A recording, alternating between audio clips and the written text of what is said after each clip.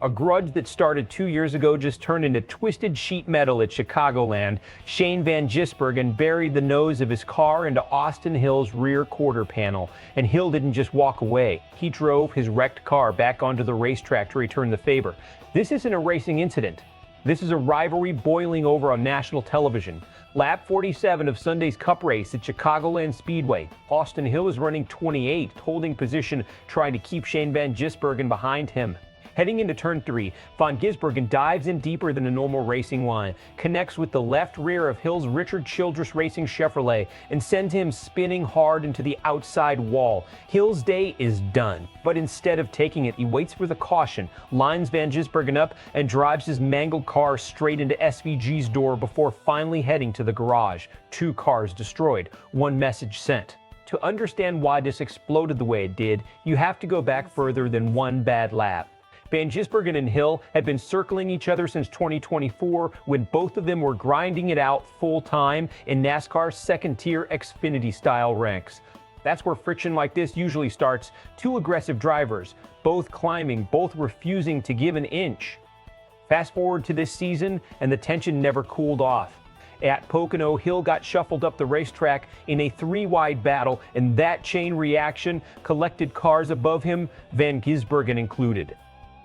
Then came San Diego. Hill missed his mark, battling for the lead on a restart, triggered a pileup, and Van Gisbergen, running right behind the chaos, got caught in the wreckage and wrecked hard. SBG didn't hide his frustration. He blocked Hill on track as he tried to drive away from the scene, and afterward, in a personal video, he didn't hold back, taking a shot at Hill's driving with a pointed insult. So when Van Gisbergen's team radio stayed suspiciously quiet about what just happened at Chicagoland, no explanation, no complaint, nothing but casual chatter about handling, that silence spoke volumes. In this garage, silence after a hit like that usually means one thing: it was on purpose. Meanwhile, over on the Richard Childress Racing radio, things got loud fast. Team owner Richard Childress himself confirmed what everyone was already thinking. This was retaliation for what happened out west. His spotter didn't hold back either, firing off a frustrated jab at Van Gisbergen by name.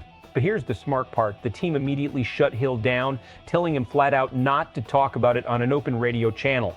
Why? Because in today's NASCAR, intent is everything. Say the wrong thing on a recorded frequency, and NASCAR's officiating team has all the ammunition they need to drop the hammer. Stay quiet, and it becomes a lot harder to prove. Let's break down what actually happened mechanically, because this is where it gets interesting. Data from the in-car SMT tracking system shows Van Gisbergen carried his entry to turn 3 noticeably deeper than his typical line before lifting off the throttle. That's not a small detail. That's the kind of data point NASCAR's officials come through when deciding whether contact was a byproduct of hard racing or a targeted strike. At the same time, Hill wasn't exactly innocent in the moments before.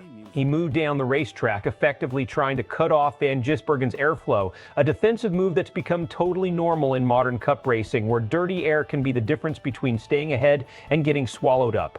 So here's the real strategic question. Was Van Gisbergen simply following the same aggressive line Hill had just used against air disruption and got caught out when Hill blocked down? Or did he see an opening from a rival who'd already cost him a race and decided to make a statement? The risk here cuts both ways. If NASCAR's officials rule this intentional, Van Gisbergen could be facing a points penalty or a suspension, a brutal cost during a stretch of the season where playoff seeding is on the line. But if he walks away with nothing more than a warning, it sends a message to the entire garage that Payback is alive and well in this sport as long as you keep your mouth shut about it.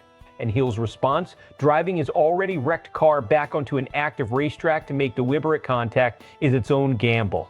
That's about as clear an admission of intent as you can get without saying a word. Except he didn't need to say a word, because everyone watching saw exactly what that hit was. This is chess dressed up as a contact sport. Every move either driver makes now is being watched under a microscope. Social media is split instantly. One side is calling this poetic justice. Van Gisbergen finally answering for a driver they believe has been reckless and unaccountable for months.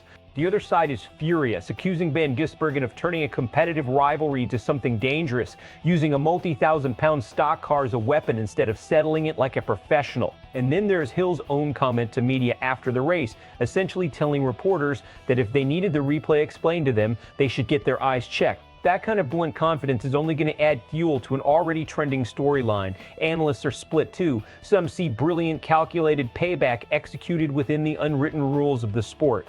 Others see two grown men risking a multi-million-dollar race team's equipment over a personal vendetta. Best case scenario, NASCAR reviews the data, rules it inconclusive without clear radio evidence of intent. Both drivers get a private sit-down with officials, and the rivalry cools into something that fuels ratings without anyone getting hurt. Worst case scenario, NASCAR finds enough in the data to penalize Van Gisbergen and RCR, pushes for further discipline, and this rivalry escalates into intentional contact at nearly every remaining race this season, putting both playoff campaigns and possibly other drivers caught in the crossfire at serious risk. So here's the real question. Was that a racing incident, or was that Shane Van Gisbergen sending a message on purpose? Drop your verdict in the comments, guilty or clean racing. If you think NASCAR needs to step in here, say so below, because this debate is not over. And if you want every angle of this rivalry covered before anyone else gets to it, make sure you subscribe to SportsWire USA, because this story is far from finished.